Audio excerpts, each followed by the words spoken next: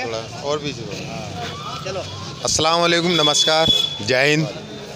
मैं दिल्ली क्राइम से नसीम अहमद रिपोर्टर आप सभी लोगों से पूछ रहा हूँ, आप बहुत उत्साह में हैं, क्या ऐसे दिन वैसे आने वाले हैं, तो आपको बहुत ज़्यादा खुशी भी हो रही है और उनका कुछ ही पल है कि वो आने में कुछ ही टाइम लग रहा है कि वो वहाँ पहुँचने वाले हैं।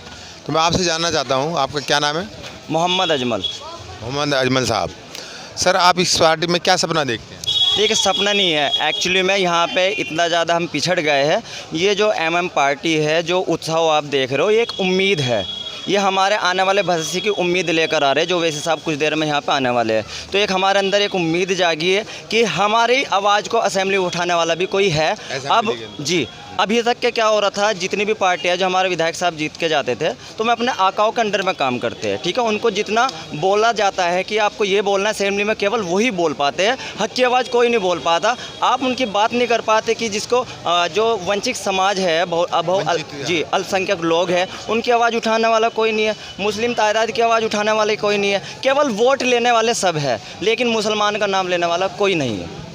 बेशक, तो इसी इरादे से आप इनके साथ में हैं कि ये जो विधानसभा में, लोकसभा में, ये मुसलमानों के हित में, अल्पसंख्यक जितने भी मुसलमानों की नहीं, अल्पसंख्यक ये जो है ना, एक परिवार यानी सभी वर्गों के लिए बोलने वाले, हिंदू मुस्लिम सिख ईसाई, ठीक है, जितने भी यहाँ पे चाहे कोई भी धर्म है, क्योंकि धर्म आपको क्या सिखाता है? धर्म आपको सिखाता है प्यार, मोहब्बत, ठीक है। और जो धार्मिक राजनीति करते हैं वो धर्म को नहीं मानते, ठीक है। ये एक ऐसा परिवार है जो सबकी हिंदू की बात करेगा, सबकी मुसलमानों की बात करेगा, सभी अल्पसंख्यक लोगों के जो वंचित है, जो जिसकी आवाज़ नहीं उठाई जा रही, उनको आवाज़ उठाने का काम करेगा असेंबली के अंदर। और उसी की आवाज़ लेकर असदुद्दीन साहब आ रहे हैं, जो पंडित मनमोहन जहाँ गाँव के लिए डोर टू डोर वोट मांगेंगे, अपील करेंगे, ठीक है, कि आपको वोट देना मकसद नहीं। क्योंकि देखिए, मैं अगर वोट डाल देता हूँ तो लोकतांत्रिक ये नहीं कि मैं अपने वोट डालने के बाद निशान को देख कर खुश हो जाऊँ, ठीक है।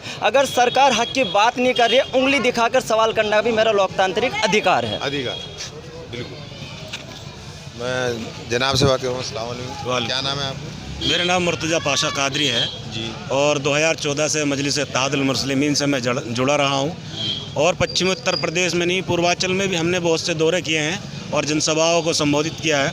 तो वहाँ पे बहुत कुछ ये देखा गया है कि आज जो समाज हमारे अपने मुल्क की जनता है, वो कहीं ना कहीं वैसे साहब को एक लीडर के रूप में देख रही है, एक उम्मीद के रूप में देख रही है। क्योंकि जिन लोगों को हमने 70 साल अपना तन मन धन दिया, वोट दिया, दरियाँ बिछाई, नोट दिया, वोट दिया, झंडे भी उठाए और जिंदाबाद के नारे भी लगाए, जब वो सरकारें सत्ता में बैठ जाती हैं तो बहुत से समाजों को भूल जाती हैं। तो अब हम 2014 से देख रहे हैं कि ऐसे बहुत से मामलात रहे जो मुसलमानों के साथ मॉब लिंचिंग हुई, अदर दलितों भाइयों के साथ मॉब लिंचिंग हुई। तो ये जो हालात हैं, सरकार इस पे जो है, चाहे वो भारतीय जनता पार्टी रही हो या समाजवादी रही हो या कांग्रेस रही हो, सरकार तो इस टाइम भारतीय जनता पार्टी के, पर कांग्रेस भी खामोश रही, समाजवादी भी खामोश रही।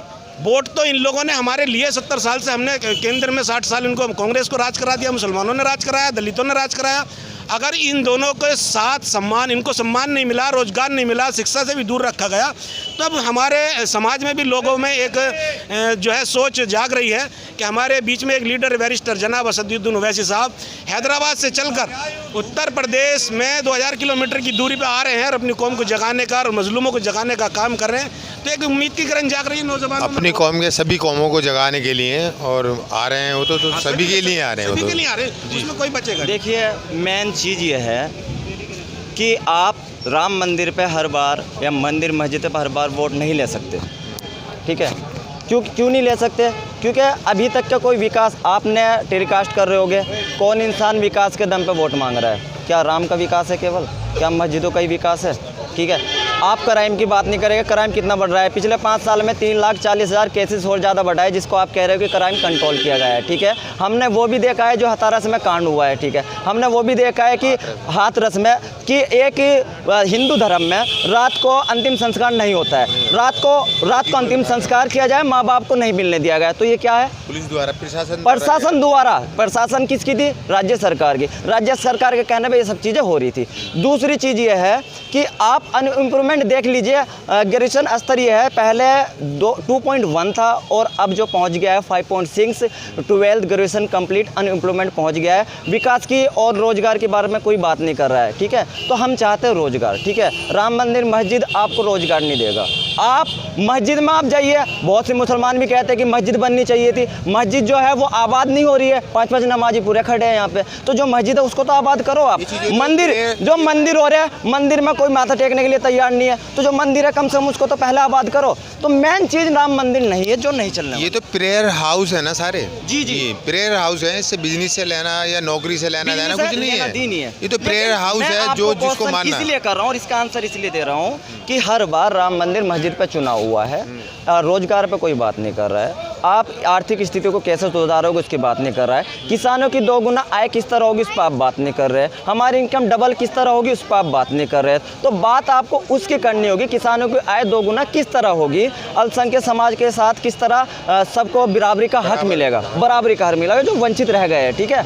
आप देख लीजिए कि आज क्या मुसलमान के जिम्मा है कि बीजेपी को हराना है? नहीं, ऐसा तो कुछ ऐसा नहीं है ना। तो हमारे सामने टारगेट लाइन, हेडलाइन क्यों चलाई जाती है कि बीजेपी आ जाएगी, बीजेपी आ जाएगी? क्यों? क्योंकि अखिलेश को ये समझ में आ गया है कि मुसलमान मेरे गुलाम है। जाएगा कहाँ, इन्होंने तो ठेका ले रखा बीजेपी को हराने का, टिकट दूँ या ना दूँ, जाएगा मेरे पे ही। तो अब वो नहीं चलेगा। अब दिमाग इतना घूम चुका है, मुसलमान इतना समाज को, क्योंकि वो पहला दौर था 70 साल में हमारे माँ बाप इतने पढ़े हुए नहीं थे कि मैं जिनको एक रास्ता मिल सके। अब नौजवान के अंदर एजुकेशन स्तर इतना बढ़ गया है, इस तरीके से सोचने की, समझने की स्थिति की कि हम अपने प्रतिनिधि को किस तरह चुने।